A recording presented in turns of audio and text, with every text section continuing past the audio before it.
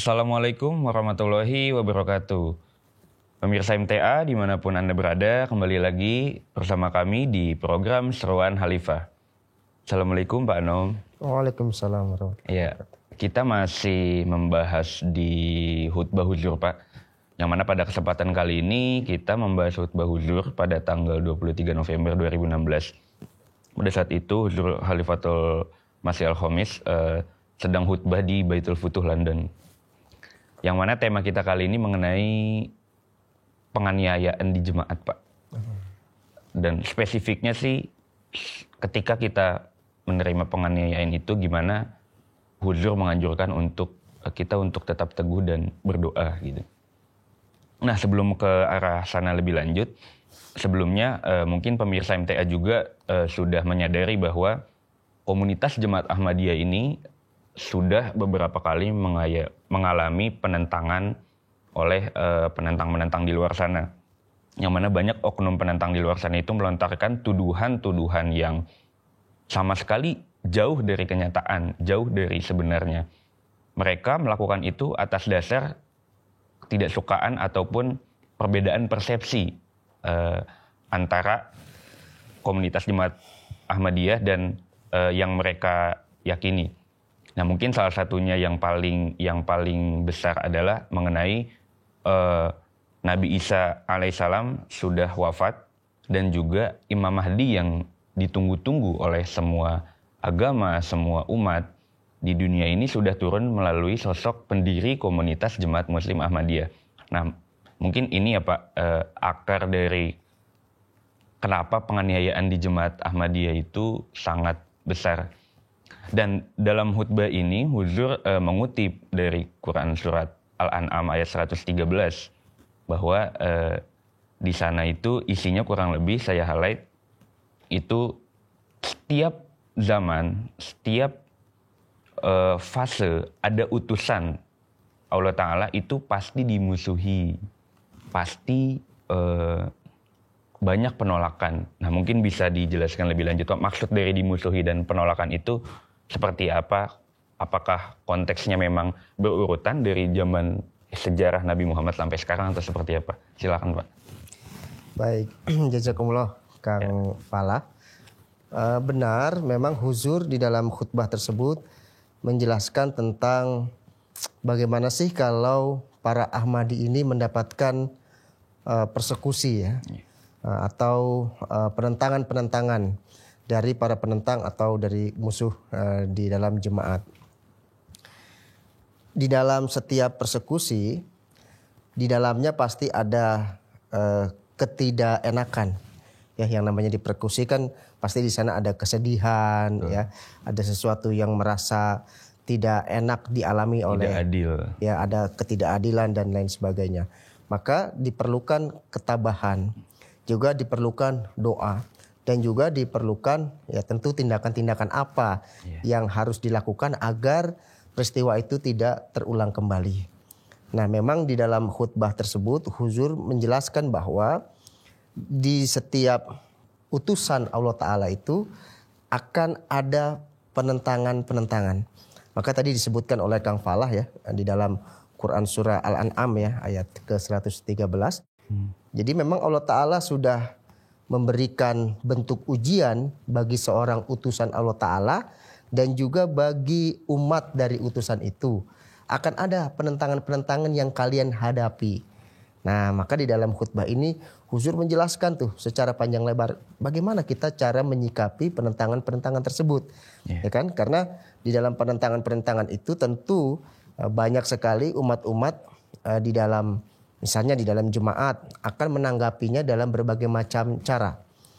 Mungkin bagaimana, apakah boleh melawan mereka? Misalnya kita dipersekusi, dilempari batu misalnya ya, seperti kejadian dulu di tahun 2005. Ya. Apakah kita boleh membalas mereka dengan lemparan batu dan lain sebagainya?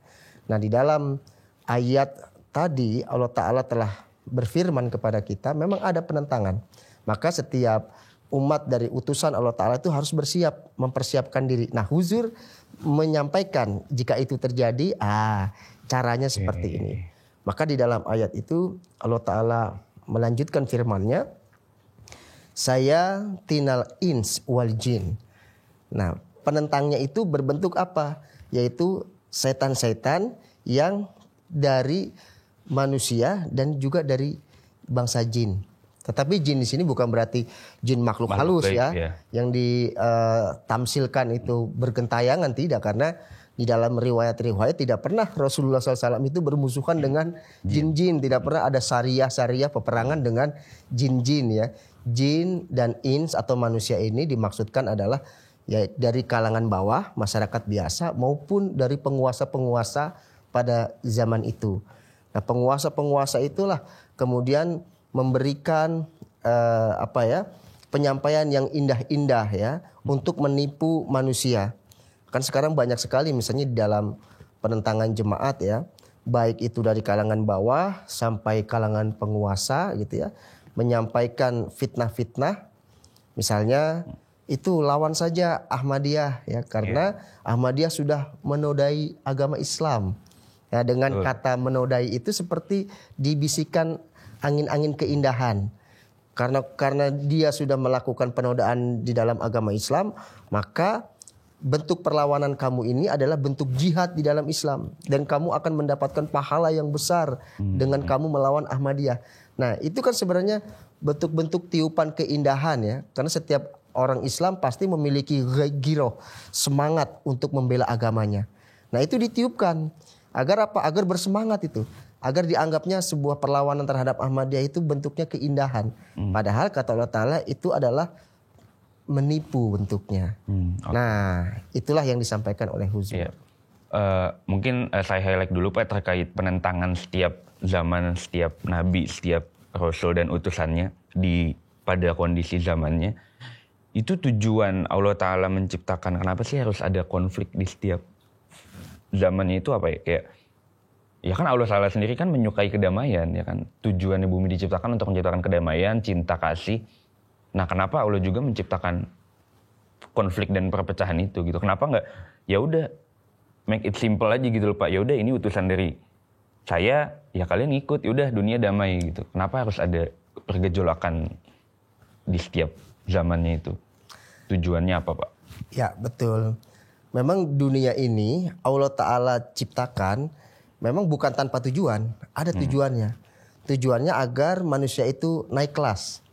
Seperti seorang murid yang belajar di sekolah, ketika guru menyampaikan pelajaran, kenapa sih guru setelah menyampaikan pelajaran itu butuh ujian? Agar murid itu naik kelas. Nah, ketika ujian itu kan murid itu harus apa? Harus ekstra belajarnya. Terkadang di lapangan ya banyak siswa-siswa yang akan ujian oleh orang tuanya di pressure, ditekan. Iya, pasti demi yang terbaik Pak. Demi yang terbaik. Bahkan sampai dileskan. Ya kan, ikut les matematika, ikut les bahasa Inggris supaya nilainya baik. Nah, di dalam kehidupan dunia ini ya, memang Allah Ta'ala tidak, ya udah saya ciptakan kamu, ya udah kamu semua dalam kebaikan, tidak. Kalau begitu tidak ada nilai ujiannya. Nah, tujuannya adalah memang untuk mencapai kenaikan kelas. Artinya setiap manusia ini memiliki derajat ya. Derajat keruhanian yang dinilai adalah keruhaniannya. Maka bentuk-bentuk ujian terhadap utusan Allah Ta'ala dan pasti akan berpengaruh kepada umatnya, itu juga berkaitan dengan ujian terhadap kerohanian seseorang. Dengan kita banyak diuji oleh Allah Subhanahu wa Ta'ala dalam bentuk-bentuk keimanan, maka kedekatan dan kecintaan kita kepada Allah Ta'ala itu akan semakin meningkat. Nah, ini dijelaskan juga di dalam khutbah tersebut oleh Huzur. Oke, jadi memang sebenarnya Allah Ta'ala itu mau kayak memfilter gitu Pak ya. Ini mana manusia-manusia yang masih mau nurut nih gitu. Mana yang enggak gitu. Ini saya kasih kondisinya seperti A, seperti B, seperti C. Nah, saya kasih petunjuknya seperti ini dan kalian mau ngikut ke yang mana gitu. Kalau dapat A ya ganjarannya A, ngikut yang B dan ganjarannya B. Berarti analoginya kayak semacam kayak pemerintah lah Pak ya istilahnya ya. Menyajikan sebuah negara mengelola tapi rakyatnya ya ikut harus dalam aturan itu. Oke. Ini terkait penganiayaan ya Pak. Nah, kan komunitas Jemaat Muslim Ahmadiyah ini dianiayanya itu bukan cuma dari tuduhan dan omongan, tapi ada kekerasan juga. Bahkan ada juga yang sampai harus mengorbankan nyawa yang paling sakitnya. Nah, tapi di khutbah ini Huzur menyarankan untuk kita itu nggak boleh membalas mereka dengan melakukan hal yang serupa, dalam arti melakukan kekerasan ataupun membuat gangguan juga kepada mereka.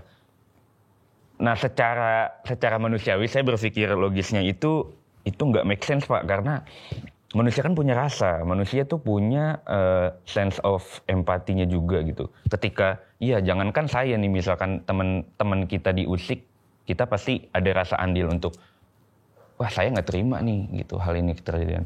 Dan ya nggak usah melulu soal agama deh Pak, kayak misalkan di Jakarta aja deh, jalanan kan macet nih Pak, lampu merah, ada orang nerobos lampu merah, baku hantem bisa Pak, muter balik macet. Ibu-ibu mau belok kanan tapi sennya di kiri, wah itu kan bisa menggugah emosi juga Pak. Dan akhirnya kita malah kesel juga kan di situ. Keteguhan hati itu bentrok nih sama kita. Aduh ini gimana? Kenapa tuh Pak? Harus kita sabar. Sedangkan kita dilakukan yang kalau dibalas sabar dan berdoa doang kayak rasanya nggak setimpal Pak.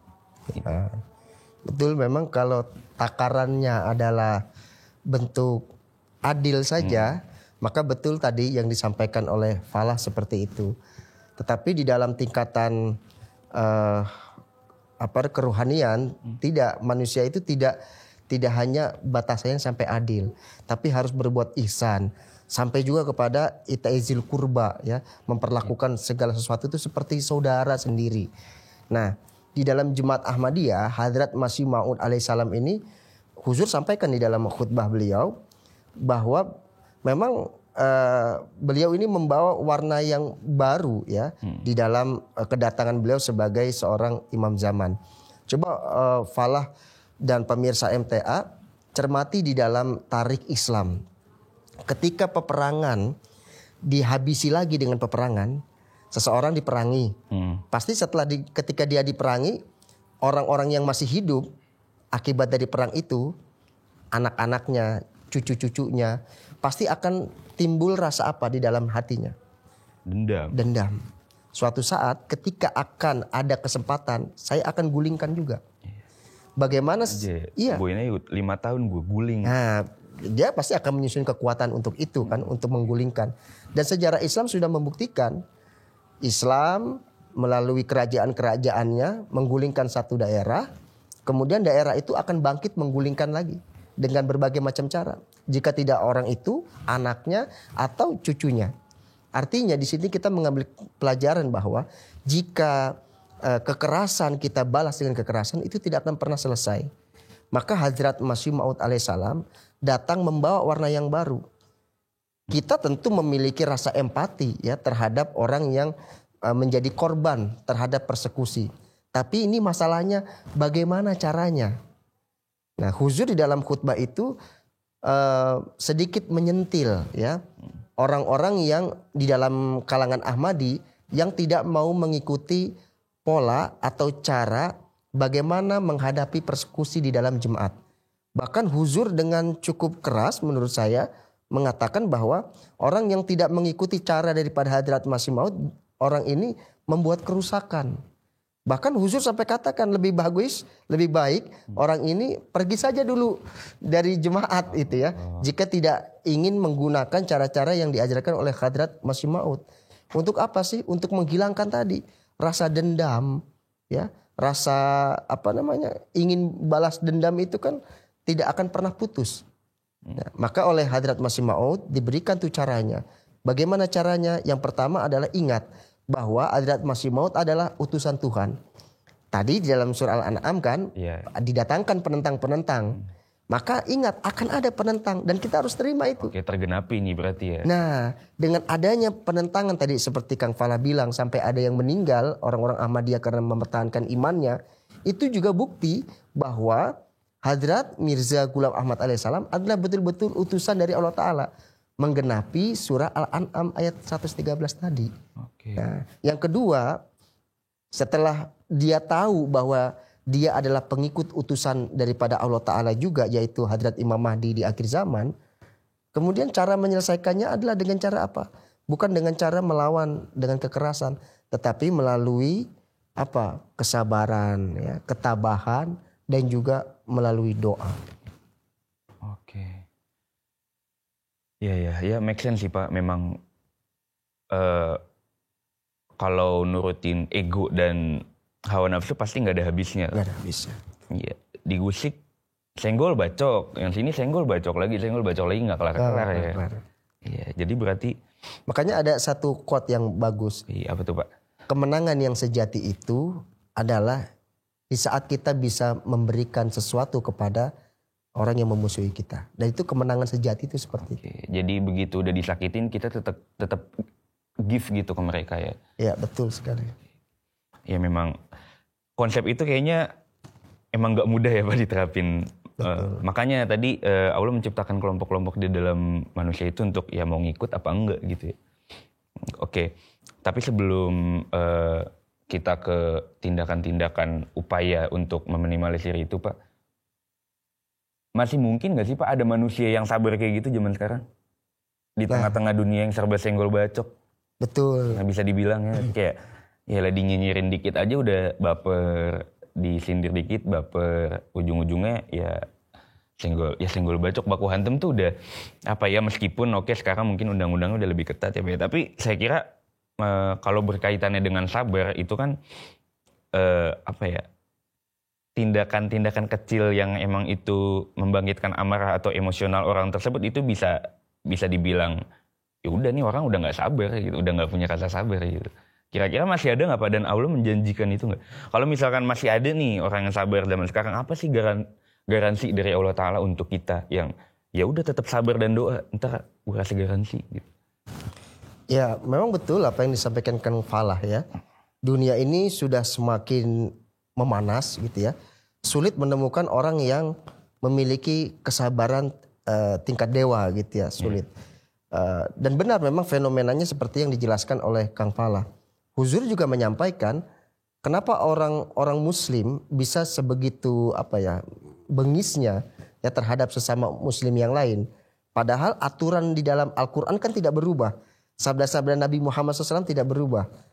Nah, kemudian kenapa mereka seperti itu? Huzur sampaikan bahwa karena di antara kalangan umat muslim sudah tidak ada pemimpin. Tidak ada yang mengorganize mereka dengan baik. Itu. Tidak ada, maksud saya adalah, menurut maksud Huzur adalah tidak ada pemimpin yang datang dari Tuhan lagi. Yang ada adalah pemimpin-pemimpin yang sifatnya adalah guru-guru. Ya, yang masih menggunakan apa? Hawa nafsunya untuk memikirkan. Ya, yang masih menggunakan pola pikirnya. Yang bisa saja itu karena bentuknya ijtihad, itu bisa menjadi salah. Tetapi kalau yang datang adalah utusan Allah Ta'ala di akhir zaman, pasti apa yang menjadi pemikirannya, apa yang menjadi tindak tanduknya berdasarkan petunjuk dari Allah Ta'ala. Nah, maka kalau ditanya apakah ada orang sekarang yang bisa menjalankan sabar itu? Jawabannya harus ada. Tetapi itu melalui bimbingan seorang guru, yaitu guru akhir zaman. Siapa? Hadrat Masih Maud alaihissalam, Hadrat Khalifatul Masih. Ya. Contoh misalnya, ketika jemaat dipersekusi, ya, wah diserang, ya, dilempari batu, dibawain golok, gitu ya, ingin dibunuh, diancam dan lain sebagainya. Secara naluri, ya, fitrati kan ingin melawan.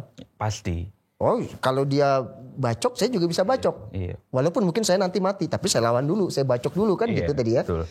Tetapi ketika itu semua bisa menjadi berubah, karena apa? Satu instruksi daripada khalifah sebagai wujud yang dicintai. Ketika khalifah menyampaikan bahwa Indonesia ketika dilawan oleh para penentang tidak boleh melawan, berdoa saja, maka semua jenis senjata diturunkan. Tapi Pak, bentar, mohon maaf Pak. Tapi kan bukannya Nabi Muhammad di perang Badar dan perang Uhud itu kalau diserang ya kita pertahanin diri. Nah, kenapa kita nggak boleh? Nah, ini yang tadi saya sampaikan ya. Nabi Muhammad SAW sendiri di dalam hadis menyampaikan beliau bahwa zaman saya ini, zamanku ini adalah zaman Jalal.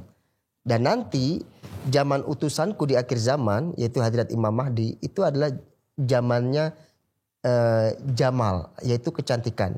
Artinya memang Islam atau manusia ini mengalami fase terlebih dahulu, yaitu fase-fase peperangan. Oke, peradaban itu. Peradabannya, karena memang peperangan pada saat itu make sense dengan zamannya.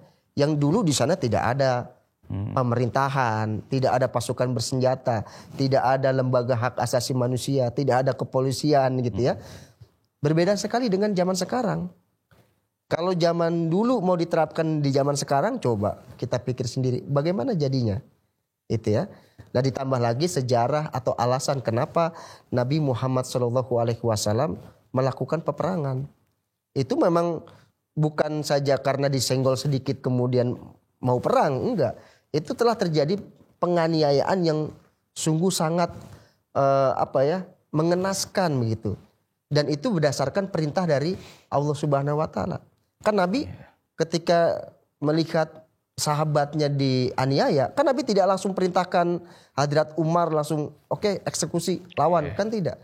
Bahkan sahabat itu sudah menyampaikan, wahai Rasul, ayo kita lawan. Kita nggak takut wahai Nabi. Nabi tetap pakai berbagai pertimbangan ya Pak? Berpertimbangan dan sampai menunggu keputusan dari Allah Ta'ala. Maka bedanya Nabi dengan kita sebagai manusia adalah kalau Nabi mah nunggu dulu bagaimana instruksi daripada Allah Ta'ala. Tapi kalau kita sebagai manusia yang lemah, gas langsung gas karena mengikuti daripada hawa nafsu kita. Nah gitu. Oke. Berarti memang, terakhir tadi Pak belum kejawab, garansi dari Allah Ta'ala ketika kita terus melakukan sabar dan doa, berpegang teguh atas kesabaran dan berdoa itu, Allah Ta'ala menjamin apa untuk kita? Baik, memang jaminannya di dalam Al-Quran ya, la aglibana anna wa rusuli, ya, bahwa aku dan utusanku itu pasti akan mendapatkan kemenangan. Tetapi kemenangan caranya bagaimana? Yaitu caranya mengikuti petunjuk daripada utusannya. Ketika di zaman Rasulullah SAW, beliau telah mendapatkan petunjuk untuk melaksanakan perang, maka para sahabat berperang.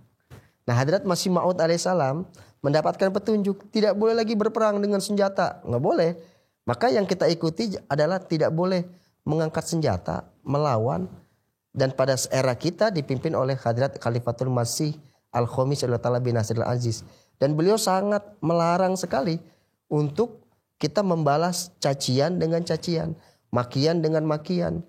Bahkan Huzur tadi ya saya sampaikan dengan tegas mengatakan, jika ada yang tidak sesuai dengan cara daripada Hadrat Masih Maud alaihissalam, lebih baik pergi dulu gitu ya. Keluar aja dulu. Nah, keluar saja dulu. Jangan ada di dalam kondisi genting itu. Karena pasti akan membuat kerusakan. Seperti tadi yang telah saya sampaikan. Jadi berarti case-nya ini kalau misalkan orangnya lagi dalam kondisi emosional ya Pak ya, mending cabut dulu deh gitu. Cabut dulu, biar tenang dulu hatinya. Biar bisa berpikir.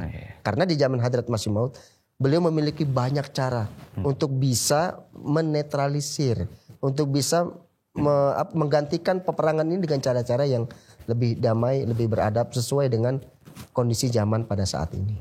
Oke. Ya mungkin udah cukup kita bahas semua tadi Pak ya di khutbah ini.